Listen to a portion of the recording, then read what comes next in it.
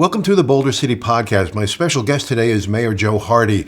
Joe Hardy's been in office here for 3 years, and we've done this a couple times before. And Mayor, it's great to get together with you. We've had our most recent election. We've had really solid members of City Council now. So let's start with you've been mayor again for 3 years, and you had a lot of legislative experience before that. Why don't you tell us how that affected the way you're running Boulder City now? In the legislative process, you don't get anything done unless everybody can come to some agreement. Right. And if they don't, it gets vetoed, and then you have to go and say, well, what do we do now? Right. So the legislative process is, it's amazing how it works. Everybody disagrees about something, but everybody has to come together in some fashion. Right. Now, they're very unusual for something to pass without a bipartisan group of people. Right. And so in city council, you get to come together, but it has to be in the open. Sure. Right. As Jill said to me when she came up to visit in the legislature, she said, it's true. I said, well, what's true? She said, you guys make deals in the room, in little rooms and in the hallways. I said, yeah, isn't it great? So in this environment, we literally do this out in the open. Right. We talk to each other in the open, and that's kind of refreshing because it's in the open. Right. And you get to find out how other people think about it in the open. And I enjoy it, obviously. Sure. I'm thrilled with our city council that we have. So it's a nonpartisan election here in Boulder City. So are you aware of what party that the members of council are labeled as? Well, they're labeled because they're registered. Right. But quite frankly, I don't care. Yeah. It's a matter of where are you at for the people of Boulder City, and quite frankly, we have to consider the people in the greater Las Vegas area and the greater state area. Sure. So what we do will impact other people over the hill. Right. And what they do will impact us. So we enjoy the ability to sit on different boards and commissions, and we have an equal vote with everybody else. And it's important for us to use that wisely and recognize that most of the stuff we do, there's a good reason to do it. Sure. And therefore, how do we do it is as important as what we do. Yeah, no question. And so it's good. Yeah, for sure. So, we were talking about in the last election and the several leading up to that about the low growth ordinance we have here in Boulder City, and it seems to have worked great. In fact, some people are saying it's worked too much. What do we have, a limit of 20 houses per year, and is it 200? 200. So right? we technically have never even come close. Right. I think it's 120 in toto, and if you're a developer, it's 30. Right. So you have 30 in June, and then wait till July and get another 30. Right. So technically speaking, you could get 60 within a 12-month period, but not necessarily in a June to June time of period. Right. So that's what we have, and it's worked well. Can I share an anecdote? Sure. In the legislature, I was just up there yesterday. And the question was, well, how do you prevent people from moving to Boulder City with your slow growth? Right.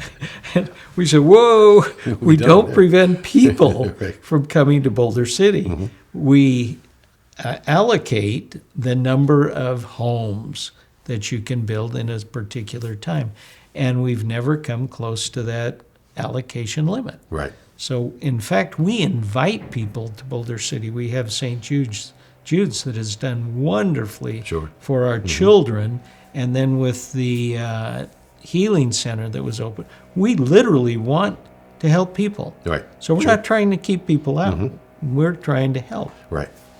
And, we're going to have bidding for the golf course land, the land around the golf course where they want to build some homes there. And I know we're up in the air about how many square feet the lot needs to be. Has that been settled at this point?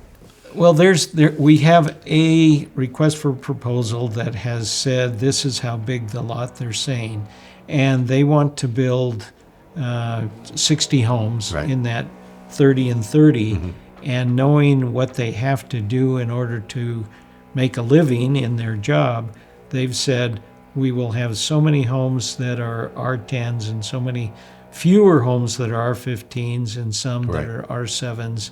But I think most of them are going to be R10s.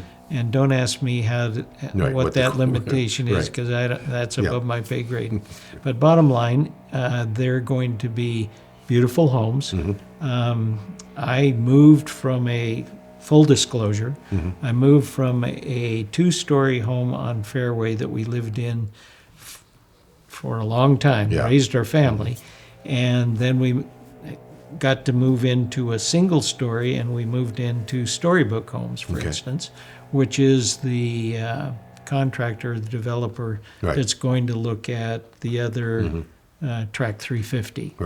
And so I'm thrilled with this 1-story house that is well built, the neighborhood is well done, and people who live there like the neighborhood. And they like the construction. And so we basically know what we're getting into if they're the ones that do it. And we're looking forward to having more people. And speaking of more people, I need more people in the schools. I need more children.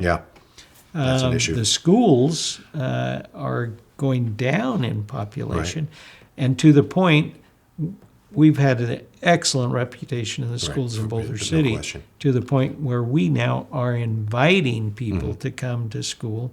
So if we didn't have Henderson, for instance, giving us their students, their school-age students, our high school would be in a whole different level. No question. So we have kids that know that they can come to Boulder City, they can play ball, they can have a wonderful education. We have wonderful teachers, and it's a win-win for everybody. No question. I read somewhere that almost 25% of the kids in high school now are coming from Henderson or elsewhere. It's a percentage. I know that we have about 587 kids that live here in Boulder City, and 157 kids that come from Henderson for the high school. You know, when my kids were growing up, 750 kids in the high school. And now if we didn't have that, we would be 587, which means I lost teachers, which means I lost classes on things that are important for kids to have in high school. My kids went through the whole system, and they got a great education. So I can understand why people come here to do that. So let's talk about your recent State of the City address. It was a very positive address. Lots of good things happening in town. You started with your message about empowerment, and you actually literally talked about power. So let's talk about the electricity in Boulder City. I was reading somewhere where we have some of the lowest electric rates in the nation. Welcome to recycled. Welcome to renewable. Welcome to the dam. Welcome to those contracts that were written way back when.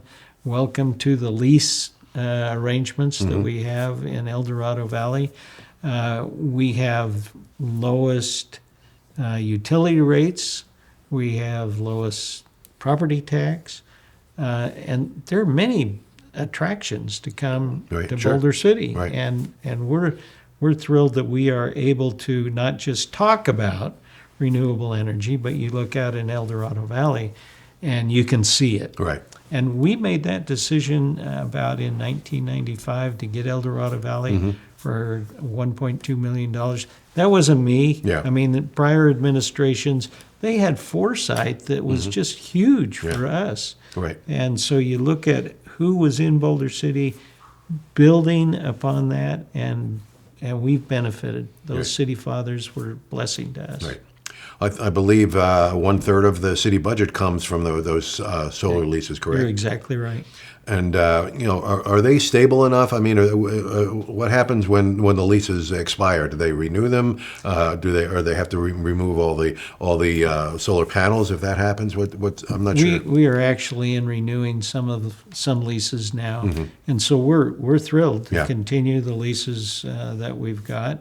They're doing good. We're doing good, and we still have some land that we can entertain other leases for.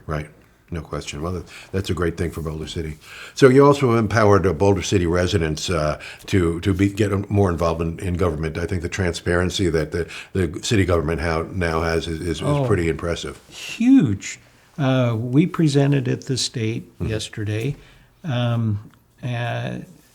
Brittany Walker had the slide presentation, and their mouths were like, you go on the city website, for instance, and you can see where we spend every penny and where it goes and where we get it from. No other state or city that I'm aware of in the state has the ability to just click and on the website and go to finances, and you can see where everything goes. Yeah. And the comment was made, you don't have to have a public records request to do that. It's just right there on your computer. And, we've received awards. When I say we, I take credit for everything that they do, right? Of course. When I say we, Well, you're the mayor. You're able to do that. It's not my fault, but I'll take credit for it. It's fun to watch how transparent we are with everything we do. And that makes people feel comfortable. It gives them power to understand. Speaking of power to understand, if you want to go on the city website, if your power goes off, speaking of power, you can go on the city website and find out, you'd probably have to use your phone to do that because your computer's plugged in. You can find out where your power is out, where you are, and where it is out anywhere else. Right.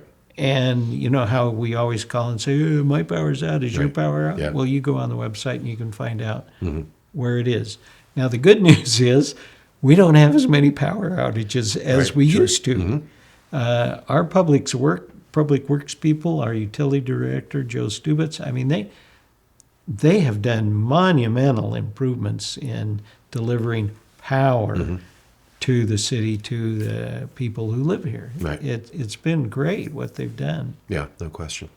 So we have a new judge in Boulder City, Chris Tillman. He was elected in a landslide, I guess, in the first round there. So that was good. Everybody good for who Chris. Wins was elected in a landslide. Yeah, right, of course, right. That's all. Yeah. If you won, you won. But so Chris is now the municipal judge, but he's the justice of the peace. But Judge Miller is still around, doing the job of the municipal judge. Right. So that's kind of when they were running, I was asking them, how can you do this, So you're looking for another municipal judge, but you had Judge Miller doing both jobs for all those years. Why can't you just have Chris Tillman doing those jobs? That's the option of city council. So I don't make that decision. Right. That's the job of city council. I think if you look at Judge Miller, I think everybody, how to say this, everybody who had a kid, everybody who had a family, had some member of that family come before the judge. Right. Well, I can say that's true for my family. So and so it was kind of it's like, I don't know if I should say like an old shoe. Yeah. But you are comfortable. Right. And so Judge Miller, you ask him and he says, well, I'm willing to continue to serve. So he's continuing to serve. Yeah. And both positions are part-time positions. Yeah. And so he was able to do both positions part-time. And so when you retire or semi-retire in this case, then you say, okay, so how long do you want to do that? And I haven't talked to anybody who says, let's kick him out. Right. And not that is the verbiage that we use, but he's comfortable continuing to serve, and the community is comfortable having, as we see it, I guess. I haven't polled my other people to ask them, what they want, but it hasn't come up to say, we should do something. Sure, right. So we're elected people, they don't necessarily want to do anything unless it's a comfortable thing to do. Right. You're trying to do good things, and yet you don't want to do something that would hurt somebody. Right. And it's all about representing people and helping people and empowering people and keeping the power going and, Right. those kinds of things. So the city lost our city manager last year. Unfortunately, he was good for the city, and now you're doing a nationwide search for a replacement. But Michael Mays has been doing that job for 8 months and doing it pretty well. Is he on the list of considerations for city manager? I think if you talk to Michael Mays, you're going to ask him. I said, and say, so Michael, how many times has Mayor Hardy suggested you just be it permanently? And he'll probably say about every time he talks to me. So he's done a wonderful job. He did it before, Right. and nobody complained. And he's doing it now, and nobody's complaining. And so here we are now. What do we want to do? I think he's married, and he and they have an agenda to go camping. Yeah. And the city manager job is you're on call Yeah. Absolutely. Yeah. all the time. You may say I'm taking a vacation day, and I'll say, "What's your phone number?" Yeah. I mean, literally, Sure. Right. because it's the city manager. We have a city manager form of government, and they're in charge. And what we are thinking about, and what we've wondered about, or what I've wondered about, I should say, is, okay, so we made an offer, for instance, for someone to become the new city manager. And that is a process that's still working itself out. And when we get the new city manager, we have to ask ourselves, okay, you have a new city manager who wants to go camping. Is it fair for us to say you are on call every day, all the time? Or with the size of Boulder City's investments in an airport, in El Dorado Valley, the utilities, the water, is it fair to put all of that on one person? Or would we be wise not to burn somebody out and consider having a deputy city manager, for instance, that is au courant with all the, I put a little French in there for you, I caught that. with everything that's going on, and literally have a position that can work hand in glove, and so there wouldn't be a drop off. Right.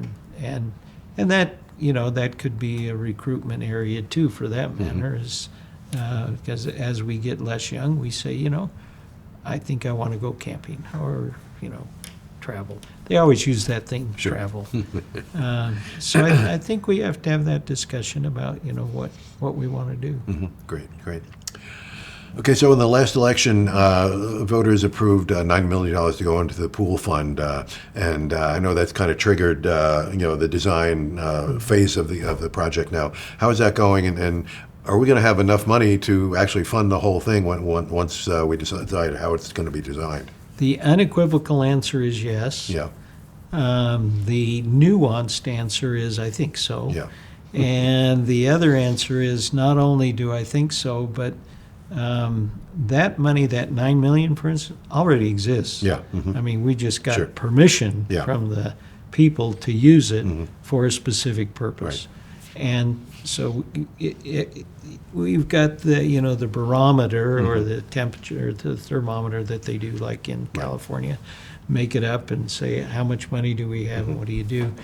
A lot depends on what the design's going to be. Right. And I don't know what the design's going to be because, or even where to put it, I guess, right? What do we do? Right. So I've had conversations with the county people, and I've said, we may need money, and they pat me on the head and say, let me know. Yeah.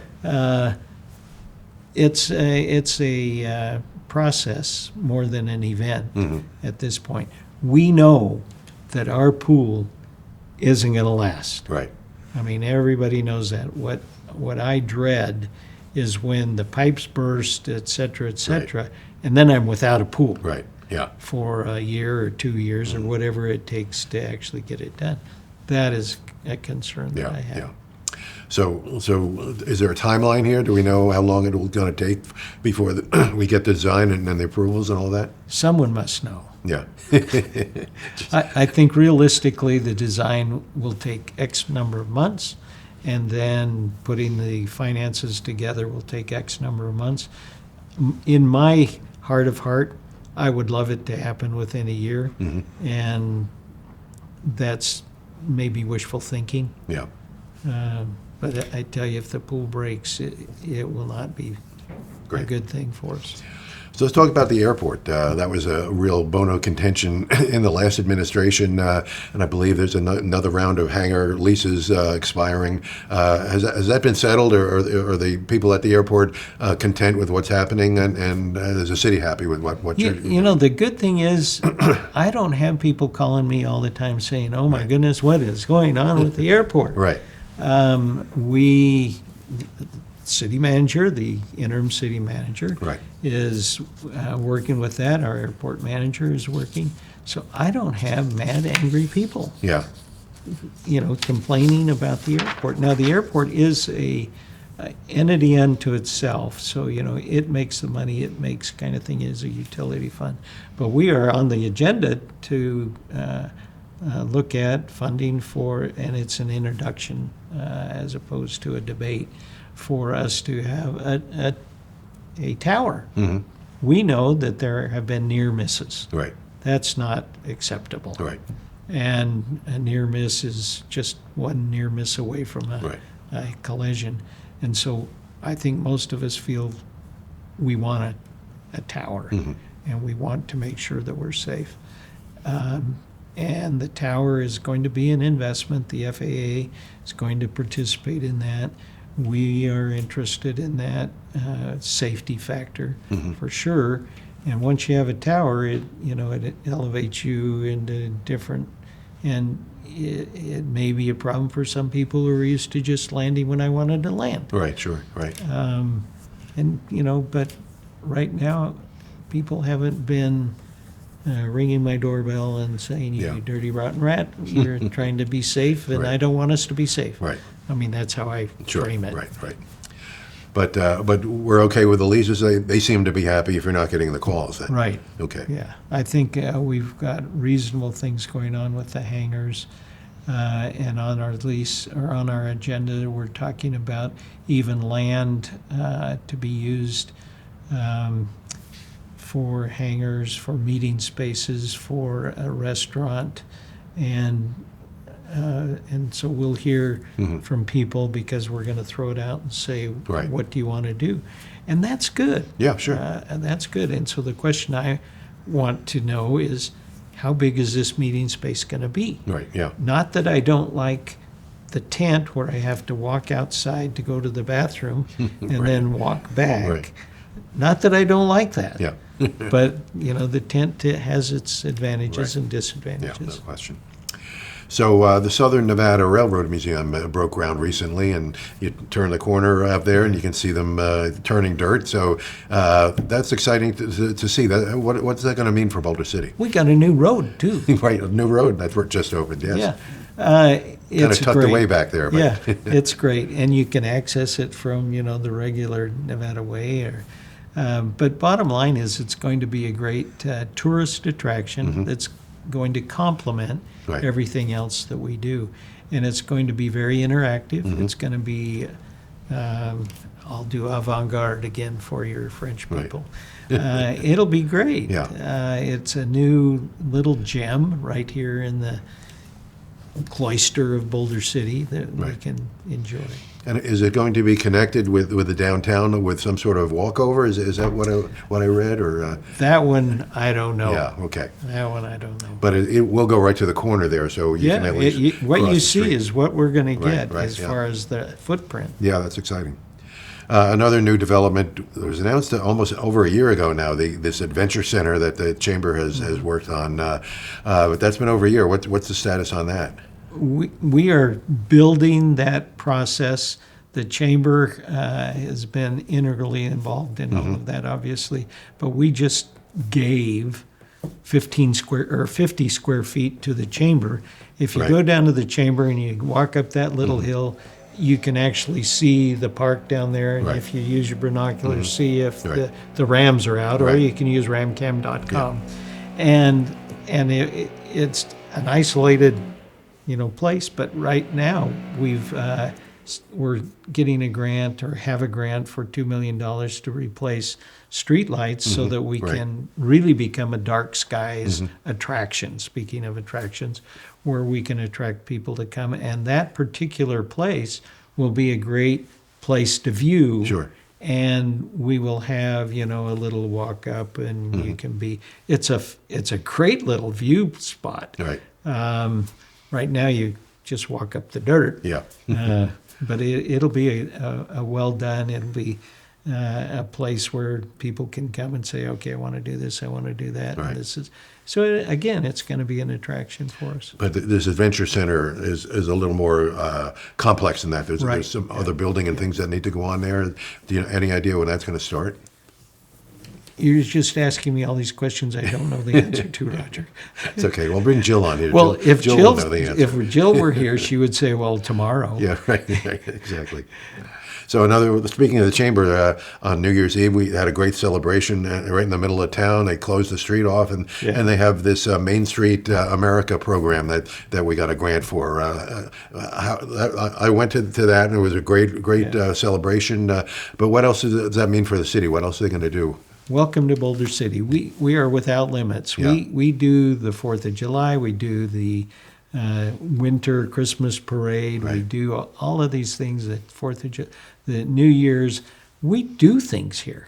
And it gives people an excuse to come, excuse to be here, an excuse to talk with your neighbor. It's a very kid-friendly place. And we are... the business district is elevated with all of those things. Right. So I think we're, instead of seeing businesses struggle all the time, I think we're seeing businesses thrive. And that's a great thing for Boulder City. Yeah. Well, there's a bunch of new businesses on that Main Street now. That Hangar 502 is doing Yeah. great, and great food, and a lot of other places have opened up. So hopefully we'll get somebody in Milo's. We miss Milo's. Oh, dudes, speaking of people, Boulder City is people. Right. We have all of these things we talk about, but it's people. The people who live here get involved. They care about it, and so that's why you have so many opinions sometimes that disagree. Yeah. We all care. Everybody's passionate. So Boulder City is filled with caring, knowledgeable, invested people who want to see this place thrive. And some of that thriving is we want to invite people here, but not necessarily for them to stay all the time. They can visit. And it's a great place because it respects people. All right, just one more question. So what's next for Mayor Hardy? Your term is up in about a year. Are you interested in running again? So, I have to run in 2006 to be reelected for 2007. 2026. 26, right. I go back. You're 20 years out of step there, but so, okay. My life, I looked at my life recently, and I thought, oh my, I've spent a third of my life being elected. Blew me away. So how this all happened was I was in the kitchen. I'd been released from a responsible position in my church, and I was in the kitchen on Sunday. And Jill looked at me and said, "What are you doing?" I said, "I'm watching you. You need to find something to do." And that's where this whole political thing started. And so, it was just a natural thing. I got on city council, and that was wonderful. And what an education that was. Debt Management Commission, the Southern Nevada Regional Planning Coalition. So I met people in the different entities, and I understood budgets and all of those kinds of things. So it was a great thing for me. And so when it came to say, okay, what else are you doing? I realized that it's the state that really, they make the laws. They make the laws. And I thought, I want to protect my place.